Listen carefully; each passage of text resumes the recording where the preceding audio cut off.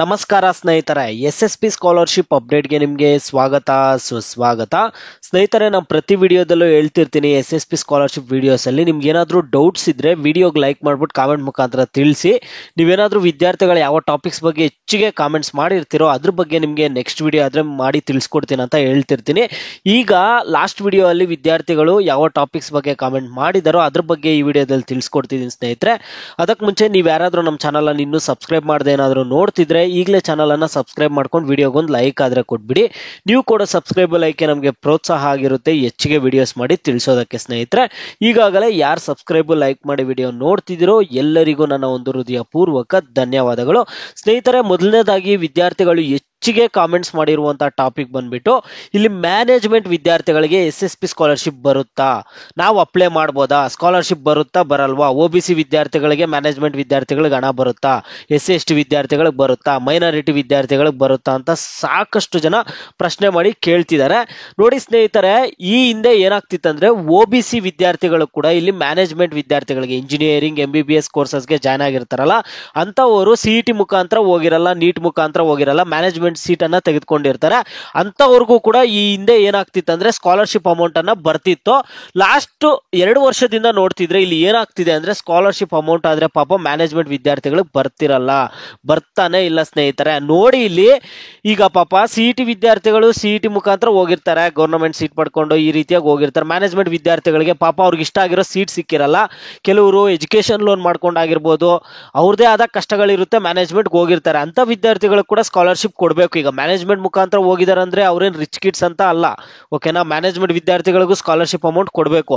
ಇಲ್ಲಿ ನೋಡೋದಾದ್ರೆ ಲಾಸ್ಟ್ ಒಂದು 2 ವರ್ಷದಿಂದ ಇಲ್ಲಿ ಏನಾಗ್ತಿದೆ ಅಂದ್ರೆ ಮ್ಯಾನೇಜ್ಮೆಂಟ್ ವಿದ್ಯಾರ್ಥಿಗಳು ಕೂಡ ಸ್ಕಾಲರ್ಶಿಪ್ ಹಣ ಬರ್ತಿಲ್ಲ. 2 ವರ್ಷ 2-3 ವರ್ಷದಿಂದ ಹಣ ಆದ್ರೆ ಬರ್ತಿಲ್ಲ ಸ್ನೇಹಿತರೆ.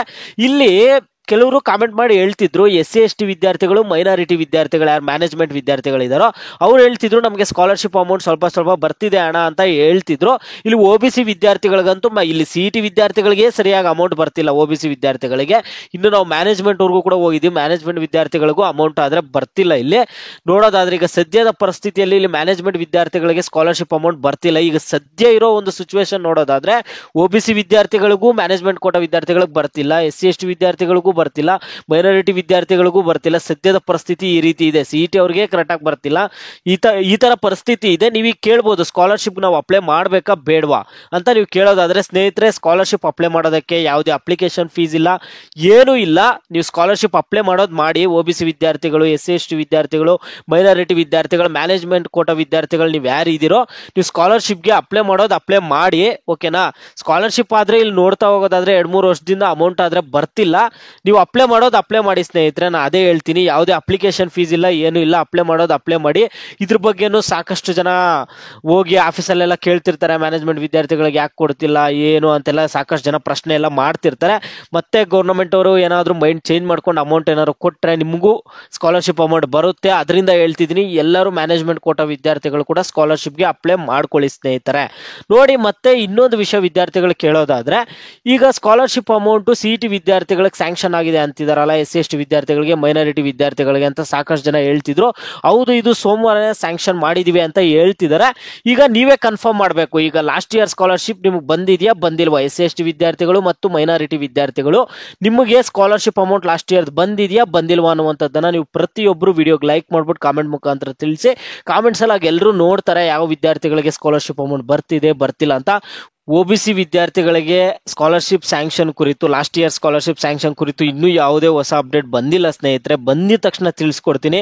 ಪಾಪ OBC ವಿದ್ಯಾರ್ಥಿಗಳು ತುಂಬಾ ಕಾಯ್ತಾನೆ ಇದ್ದಾರೆ. ಒಂದ್ಸರಿ ನಾವು SSP ಆಫೀಸ್ಗೆ ಕಾಲ್ ಮಾಡೋದಕ್ಕೆ ಟ್ರೈ ಮಾಡ್ತೀವಿ. ಏನಾದರೂ OBC ವಿದ್ಯಾರ್ಥಿಗಳಿಗೆ ಏನಾದ್ರು ಅಪ್ಡೇಟ್ ಕೊಡ್ತಾರೆ ನೋಡೋಣ. ಬ್ಯಾಕ್ವರ್ಡ್ ಕ್ಲಾಸಸ್ ವೆಲ್ಫೇರ್ ಡಿಪಾರ್ಟ್ಮೆಂಟ್ ಎಲ್ಲ ಮೊಬೈಲ್ ನಂಬರ್ಸ್ ಎಲ್ಲ ಇಲ್ಲಿ ಇರ್ತಾವಲ್ಲ, ನೀವು ಒಂದೊಂದ್ಸರಿ ಟ್ರೈ ಮಾಡ್ತೀರಿ. ನೋಡಿ, ಇಲ್ಲಿ ಹಿಂದುಳಿದ ವರ್ಗಗಳ ಕಲ್ಯಾಣ ಇಲಾಖೆ ಅಂತ ಇದೆ ಅಲ್ಲ, ಇಲ್ಲಿ ಹೆಲ್ಪ್ಲೈನ್ ನಂಬರ್ಸ್ ಇದೆ. ಇದಕ್ಕೆಲ್ಲ ಕಾಲ್ ಮಾಡಿ ಕೇಳ್ತೀರಿ ಯಾವಾಗ ಸ್ಕಾಲರ್ಶಿಪ್ ಅಮೌಂಟ್ ಬರುತ್ತೆ ಏನಂತ. ನಾವು ಕೂಡ ಒಂದು ಕಾಲ್ ಮಾಡೋದಕ್ಕೆ ಟ್ರೈ ಮಾಡ್ತೀವಿ. ಯಾರಿಗೇನೇ ಹೊಸ ಅಪ್ಡೇಟ್ ಸಿಕ್ಕಿದ್ರು ಆಫೀಸ್ ಕಡೆಯಿಂದ ಪ್ರತಿಯೊಬ್ರು ಇಲ್ಲಿ ಕಾಮೆಂಟ್ಸ್ ಅಲ್ಲಿ ತಿಳಿಸಿ.